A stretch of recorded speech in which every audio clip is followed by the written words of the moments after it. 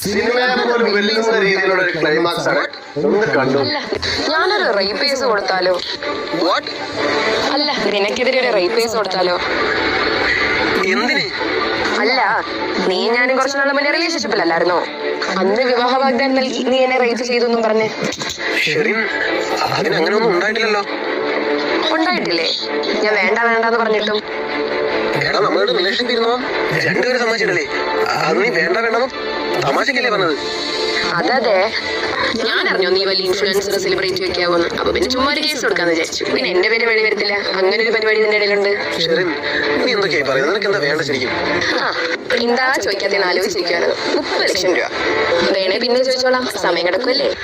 30 ലക്ഷം? നീ തന്നെ ആലോചിച്ച് നോക്ക്. കാശാണോ വലുത്, അതോ നീ ഇത്രയും കാലം ഉണ്ടാക്കിയ ഫെയിം ആണോ? ഒരു മിനിറ്റ്. Hello, live